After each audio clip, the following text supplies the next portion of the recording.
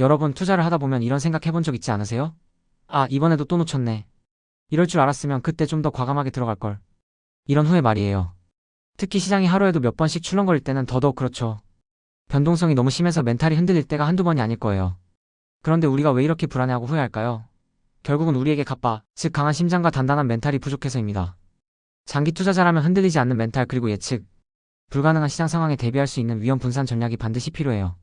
그래야만 큰 자산을 들고 갈 수 있는 그릇이 준비되는 거니까요. 제가 항상 강조하는 게 있어요. 내가 한때 비트코인 몇 개, 테슬라 몇 주를 가지고 있었다는 건 큰 의미가 없어요. 결국 우리 그릇이 준비되지 않으면 잠시 가졌던 큰 자산도 결국은 다 날아가 버리고 우리 능력만큼만 남게 되거든요. 장기 투자는 단순히 리스크를 시간에 녹이는 것 이상의 의미가 있습니다. 시간이 지나면서 그 자산이 쌓아주는 안전 마진이 우리를 더욱 단단하게 만들고 우리의 그릇도 한층 더 커지게 됩니다. 처음엔 몇십만 원만 빠져도 심장이 덜컥했는데 어느 순간 몇천만 원의 변동에도 무덤덤해지고 나중에는 수억 단위의 움직임에도 평정심을 유지하게 되는 거죠. 이게 바로 우리 안에 단단한 갑바가 생긴 증거예요. 자, 그럼 2026년 장기 투자를 위한 위험 분산 전략은 어떻게 가져가야 할까요? 올해는 시장이 유동성에 의해 움직이기보다는 기업의 실제 펀더멘털, 즉 실적 중심으로 전환될 거라고 많은 전문가들이 예상하고 있어요.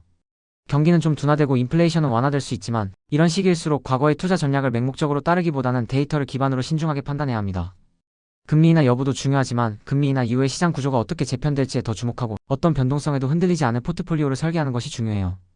특히 2026년에는 시장이 산업별로 매우 세분화될 것으로 보여요. 각 산업마다 뚜렷한 우선순위와 중점 사항이 나타날 거라는 거죠.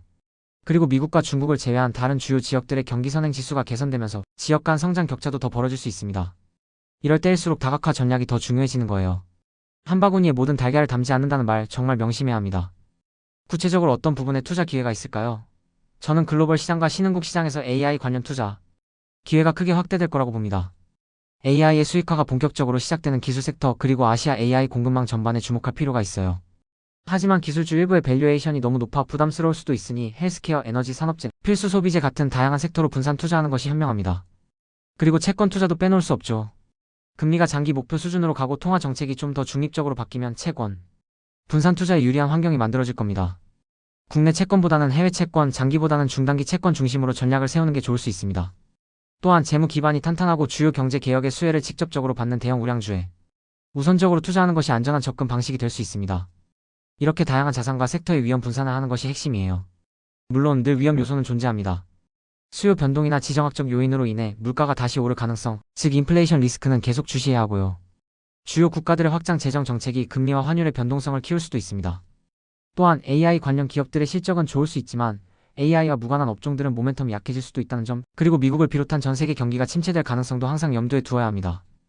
이런 위험 요소들을 잘 파악하고 대비하는 것도 중요한 위험 분산 전략의 일환입니다.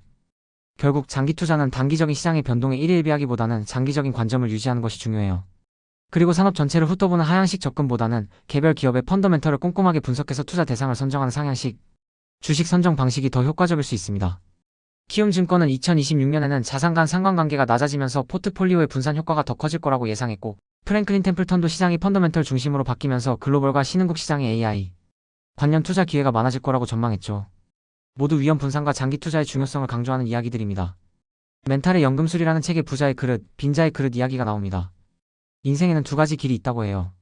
겉보기엔 쉬워 보이는 평탄한 길은 사람을 약하게 만들고 좁고 험한 길은 힘들지만 이 길을 가야 부자가 될 수 있다고 합니다. 문제가 많아도 도망가지 않고 정면 돌파하며 그 문제를 에너지로 바꾸는 사람들이 바로 부자라는 거죠. 만약 그릇이 2밖에 안 되는 사람이 4만큼의 문제를 겪으면 멘붕이 오겠지만 그릇이 8이 되면 4 정도의 문제는 그냥 지나가는 바람처럼 느껴질 거예요. 결국 문제가 큰 게 아니라 우리의 그릇이 작은 겁니다. 그리고 그 문제를 통해서 우리의 그릇을 키워야 하는 거죠. 문제는 성장을 위한 조력자입니다.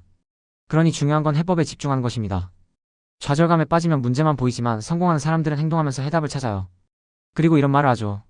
기왕 하는 거 멋지게 해보자. 피할 수 없으면 즐겨라. 내일 지구가 멸망해도 오늘 할 일은 오늘 하자. 그리고 루틴. 루틴이 있는 사람은 실패할 틈이 없습니다. 매일 정해진 시간에 일어나고 정해진 일을 반복하죠. 비가 오든 일이 망하든 묵묵히 계속합니다. JYP 박진영 씨도 같은 걸 매일 하는 건 지겹다. 근데 지겨운 걸 매일 이겨낸 사람이 결국 성공한다. 고 했잖아요. 공부, 운동, 독서 기본적인 것들 다 지겹습니다. 하지만 그걸 10년, 20년씩 꾸준히 한 사람만이 정상에 오르는 거예요. 투자도 똑같습니다. 장기적으로 우상향할 수 있는 자산을 꾸준히 모아가고 자신만의 투자 루틴을 지키는 거예요. 지겨운 반복을 견뎌내면서 리스크를 시간에 녹여서 수익으로 바꾸는 것. 이게 진짜 성공의 길입니다. 마지막으로 씨앗 이야기를 해볼게요. 성실한 농부는 씨앗을 계속 뿌립니다. 길가에 떨어지든 새가 먹든 돌밭에 떨어지든 가시덤불에 떨어지든 상관없이 계속 뿌려요. 왜냐하면 비옥한 땅에 떨어진 몇몇 씨앗들이 수백 배의 결실을 맺을 거라는 것을 알기 때문입니다. 이건 우리의 장기 투자와 똑같아요.